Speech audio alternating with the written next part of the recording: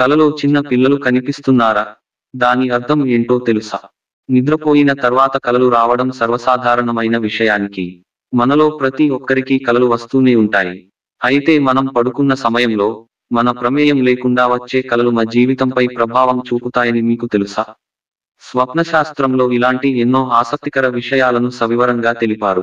మానసిక నిపుణులు సైతం ఇదే విషయాన్ని చెబుతుంటారు. డ్రీమ్ సైన్స్ లో ఇలాంటి విషయాలను ప్రస్తావించారా?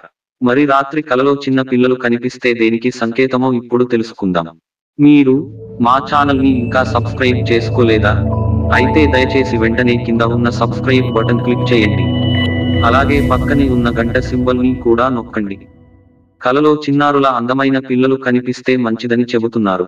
మీరు ఏవైనా సమస్యలతో బాధపడుతుంటే వాటి నుంచి ఉపశమనం పొందనున్నారని అర్థం చేసుకోవాలి.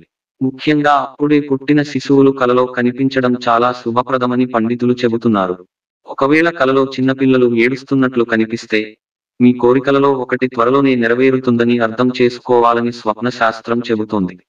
చాలా కాలం నుంచి ఉన్న మీ కోరిక నెరవేరబోతోందని అర్థం. ఇక కలలో చిన్నారులు తప్పిపోయినట్లు కనిపిస్తే ఆగిపోయిన పనిని త్వరలోనే తిరిగి ప్రారంభిస్తారని అర్థమని నిపుణులు చెబుతున్నారు. అలాగే ఆర్థిక సమస్యలు దూరమై మంచి రోజులు వస్తాయని నిపుణులు చెబుతున్నారు. కలలో నవ్వుతున్న పిల్లలు కనిపిస్తే చాలా మంచిదని నిపుణులు చెబుతున్నారు.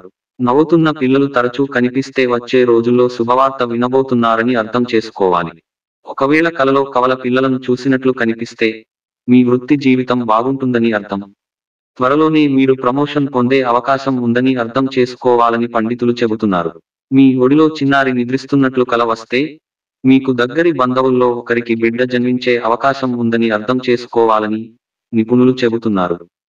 ఈ వీడియో మీకు నచ్చినట్లు అయితే దయచేసి షేర్, కామెంట్, లైక్ మరియు సబ్స్క్రైబ్ చేయండి.